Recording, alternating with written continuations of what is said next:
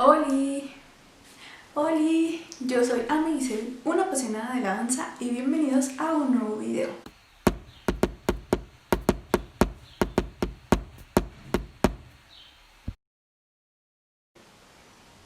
Bonito, bendecido y exitoso día estén teniendo. Muchas gracias por acompañarme una vez más. Ahora quiero hablarles un poco del contexto histórico y sociocultural de la danza en nuestro territorio, en nuestro país. Es que la danza ha pasado por muchas etapas hasta poder consolidarse como un verdadero arte socialmente aceptado y reconocido. Y es necesario saber esto para poder entender muchas cosas que actualmente están pasando dentro del ámbito de la danza, entender algunas necesidades y comprender por qué las cosas se han ido dando así. Bien, la danza es un arte muy antiguo. Se tienen registros de ella en pinturas rupestres donde se manifiesta que las danzas de la prehistoria eran en su mayoría colectivas y se utilizaban en diferentes ritos o momentos o ceremonias. Y es que se han creado danzas para diferentes objetivos, por ejemplo para la cacería, para la muerte, para cortejar, para mostrar poder, para ir a la guerra, para agradecer, para infinidad de cosas. La danza ha evolucionado con la humanidad, sin embargo diferente en cada lugar. Y es que antes de la llegada de los españoles a nuestro país, las danzas estaban enfocadas hacia los dioses que cada cultura ancestral tenía. Había danzas que estaban basadas en diferentes eventos meteorológicos como la lluvia, el tornado, para también diferentes épocas del año como la primavera o el verano y para diferentes ritos. Por ejemplo, antes de ir al combate o después. Estas danzas precolombinas o danzas autóctonas estaban adornadas con sus vestimentas de pieles, con penachos muy llamativos, con alhajas y joyas, por ejemplo, de jade. Y la música que los acompañaba estaba realizada con huesos o con instrumentos pues muy rudimentarios. Una vez llegada la Nueva España a nuestro país, la danza también sufrió un mestizaje y pasó de ser todo esto que les platiqué a formar parte de las grandes celebraciones de índole religioso, principalmente católico o cristiano. Los primeros registros de una escuela de danza o arte en la Nueva España datan del siglo XVI, sin embargo, hasta el siglo XVIII comenzaron a formalizarse estas ideas y fue hasta principios del siglo XIX cuando estuvieron los primeros egresados del Conservatorio Mexicano. Estos egresados comenzaron a formar sus propias escuelas privadas para dar a conocer todo el arte y el gremio de la danza. Y aunque hubo una gran aceptación por parte del público, desgraciadamente por la situación que se encontraba en el país, pues muchas de estas escuelas públicas y privadas desaparecieron. Luego, para el siglo XX, diferentes danzas empezaron a llegar a México, danzas extranjeras que no requerían de mucha técnica y mucho conocimiento para ser ejecutadas. Eran danzas muy excéntricas y exóticas.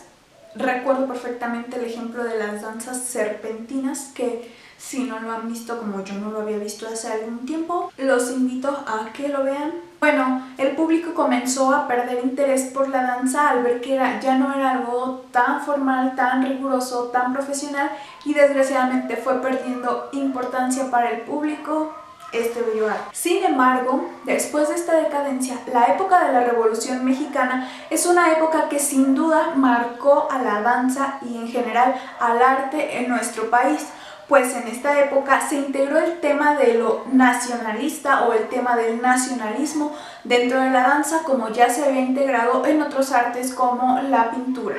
Así se empezó a inculcar un profundo respeto por las tradiciones ancestrales e indígenas de nuestro país y se dio mucho énfasis en que para interpretar una danza hay que saber de dónde viene, hay que tener un respaldo con una buena investigación al respecto. Para más o menos 1919, las danzas nacionales estaban comenzando a ser interpretadas por diferentes artistas extranjeros y de alguna forma, claro que dieron difusión y reconocimiento a la danza mexicana. Sin embargo, aquí hubo diferentes puntos de vista donde decían que la danza folclórica mexicana, como requiere de una investigación, de una preparación, de saber de dónde viene, de que está respaldada por la parte de un folclore que no debe mezclarse con otras técnicas como el ballet, porque también el ballet es todo un mundo que requiere de investigación, que tiene su propia técnica y al mezclarse es como romper las normas y la tradición.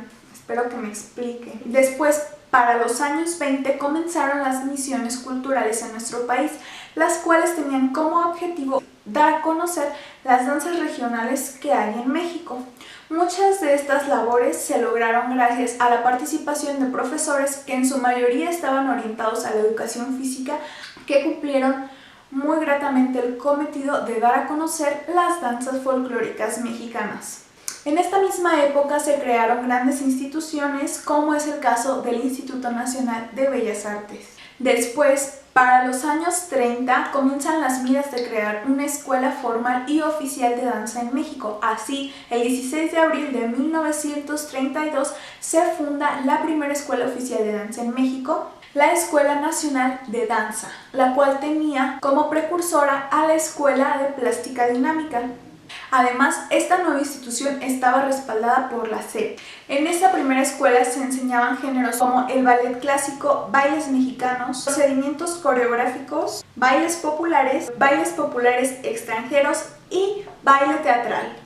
Después, para la época de los años 40, ya había un estilo auténticamente mexicano que mostrar al público y también había gran apoyo para este arte.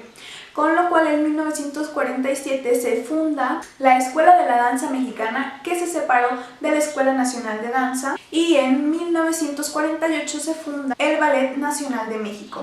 En estas nuevas academias se impartía la danza clásica, la danza moderna y la danza regional. Para los años 50 pues comenzó todo el movimiento de la danza contemporánea y se fueron estableciendo nuevos estilos, nuevas creaciones, hubo una gran riqueza, esto pues gracias al apoyo que todavía seguía existiendo. Sin embargo, aquí viene nuevamente un declive dentro de la danza en México, pues el público comenzó a disminuir. Para la década de los 70 lo que se buscaba en el país era integrar a los jóvenes de forma rápida y eficiente al sector laboral, así que la danza también comenzó a profesionalizarse en México, creándose el Sistema Nacional para la Enseñanza Profesional de la Danza y se otorgaron los primeros títulos profesionales para 1980.